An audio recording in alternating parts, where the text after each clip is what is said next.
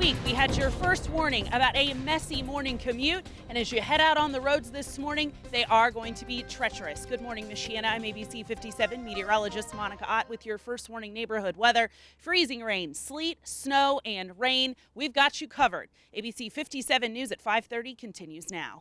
Covering South Bend, Elkhart, and all of Michiana, this is ABC 57 News at 5:30. New this morning, here's a look at some jaw-dropping images just sent into our newsroom. Right now, several families are displaced and 2 people are confirmed dead following a plane crash near the South Bend Regional Airport. We're uncovering new details in just minutes. ABC 57's Eric Stelzer joins us there live with the latest. And welcome here to ABC 57 News. I'm Keitha Nelson. We're tracking a wintry mix hitting the Michiana area this morning. ABC 57 First Warning neighborhood meteorologist Monica Ott has the details. Now, Monica, what can people expect as they head out the door this morning?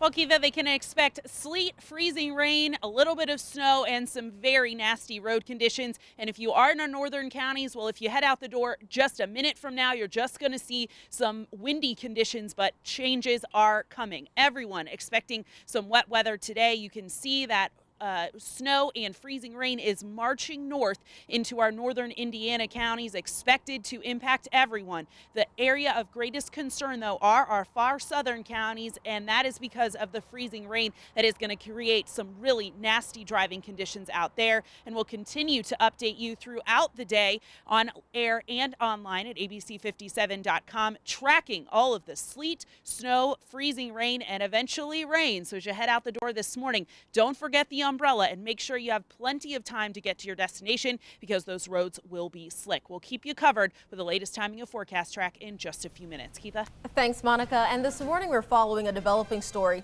that sent shockwaves through the South Bend community. Right now, investigators are on the scene of a deadly jet crash near the South Bend Regional Airport. It happened around 4:30 Sunday afternoon on North Iowa Street. We've been keeping a close eye on the story overnight into the early morning. Let's turn to ABC 57's Eric Stelzer, who's live near the scene. Eric, what's the latest at this point? Good morning, Keith. Well, police have been out here all night into the early morning. They're not letting anyone near the scene of the accident unless you actually have a police escort. I want to just step aside from the camera here and zoom in and show you what it looks like out here right now. You can see, after I zoom in here, that plane sticking right out of the side of that house, doing quite a bit of damage. Now, this crash killed at least 2 people. I also want to show you a video we shot last night. The people living inside are currently staying at the Firehouse Church in St. Joseph County. A firefighter did tell us that it was one of his men that spotted the plane going down. En route, one of our engine companies witnessed the airplane go down in the neighborhood. And a police officer on the scene this morning tells me that a press conference is also scheduled for later today. We'll have live updates on what happens on air and online at abc57.com. Reporting live in St. Joseph County, Eric Stelzer, ABC 57 News. Thanks for that, Eric. Crews are working around the clock, making sure the neighborhood where the plane crashed is safe. ABC 57's Jesse McDonough had a chance to speak with people who live nearby, and as she reports, they're thankful to be alive this morning. Keith, I talked to the woman who lives in the home. She's pretty shaken up. She's lived there for 20 years, and she says she's just thankful that she and her son made it out alive. I heard this dull thud, and I went out to the living room, and I could see sky. That hole in Frank Soika's house was from this plane that was trying to land at South Bend Regional Airport when it had a mechanical issue and crashed right through Soika's home and 2 other houses, then caught fire. About 30 seconds later, I started hearing fire trucks, and I said to my husband, I think a plane just crashed. And so we took off, and sure enough, it's gone through 3 houses. Police on the scene say the pilot and co-pilot of the plane died instantly. 2 people living in the homes that were hit were rushed to the hospital. The other is in serious condition and had to be cut out from her home. On top of all that, the plane crash caused a gas leak and the entire neighborhood had to be evacuated. Now all neighbors can do is wait till crews finish up so they can return home and pray for the ones that never will.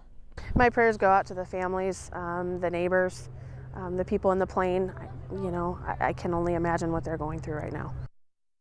Investigators say it could take days or even weeks until this investigation is complete. Reporting in South Bend, Jessie McDonough, ABC 57 News. We're covering the story from several different angles this morning. Survivors of that crash were rushed to Memorial Hospital. ABC 57's Judy Lykowski has the latest on the conditions of the 3 people taken there.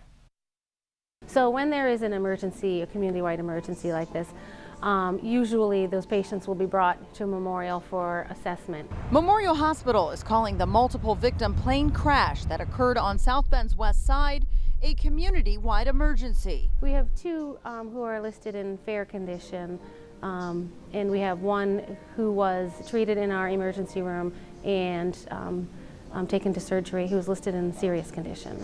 But because Memorial Hospital is considered a trauma center, they were ready, having a certain number of physicians and experts in-house on the clock. Here in South Bend, we're very fortunate to have a level 2 trauma center. Memorial Layton Trauma Center is the only level 2 trauma center in the region. Around 5:35, the first of 3 patients arrived in separate ambulances, injured. The hospital spokesperson says that all 3 were first assessed in the ER and then taken to the trauma center for immediate treatment. Judy Lykowski, ABC 57 News. People all over Twitter have been talking about this deadly crash. One Twitter feed says that Oklahoma legend Steve Davis was on that jet that went down in South Bend Sunday afternoon, killing 2 people and injuring several others. He was a quarterback for the Sooners from 1972 to 1976. This tweet from Terry Busby, who's reportedly Davis's nephew, came in overnight. We're working to contact Davis's family this morning to confirm what happened to him. Stick with us both on air and online at abc57.com for updates. We've discovered the company that owns the jet is an LLC. It can be traced back to a Tulsa, Oklahoma company called DigiCut. One of its owners is Wesley B. Caves. He's also a registered pilot. We called his home and were told they did not know anything about that crash. An ABC News crew in Tulsa also stopped by the home, and a woman there said she had not been contacted by police. The pilot of that plane attempting to land at the South Bend Regional Airport reported technical trouble in the air. ABC 57's Emily Pritchard uncovers more details about the actual jet this morning. According to this FAA registry, the aircraft is owned by 7700 Enterprises of Montana LLC. It was scheduled to leave Tulsa's airport at 2:58 on Sunday, but of course later, that's when it crashed in South Bend. Before the jet was mangled in 3 houses on the west side of South Bend, this is what it actually looked like. It's a Hawker Breechcraft Premier 1. It was manufactured in 2008. According to the FAA, the pilot called the tower to say they were experiencing electrical power problems. The plane tried to approach the airport a number of times. And on the very last try, the aircraft stalled and crashed right into the houses. The plane is owned by a company out of Montana.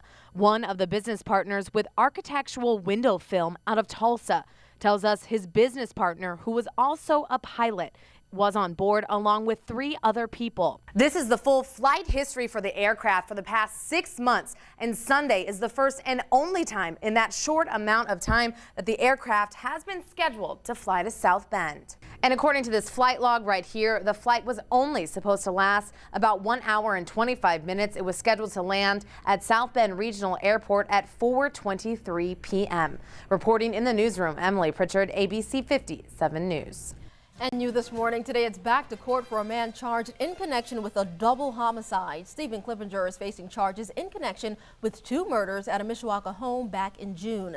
Clippinger's trial date was set for January of this year, but it's been rescheduled for April 1st. The defendant also waived his right to a jury. Clippinger faces 2 counts of murder and 1 count of being a violent felon in possession of a firearm. And later this week, Ramon DeLeon Jr. will learn his fate. In January, he pled guilty in connection to the death of Cesar Flores. Last September, police found Flores dead. They say he was shot several times at the Anchor Inn on Western Avenue. James Garcia also faces charges for criminal recklessness. He's accused of shooting Damas DeLeon. IUSB is mourning the death of one of their own. In a Facebook post, the school announced they're holding a remembrance night for IUSB student Keith Brandt. The community will honor Brandt this Thursday night at 7 in the community building Great Room. Brandt died last Thursday in his suite at River Crossing Student Housing. It's 40 minutes past the hour, and this morning we're staying on top of that deadly jet crash in South Bend.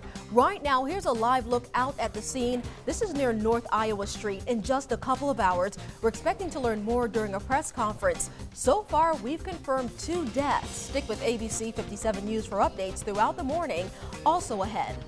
It was the worst vacation I've ever had.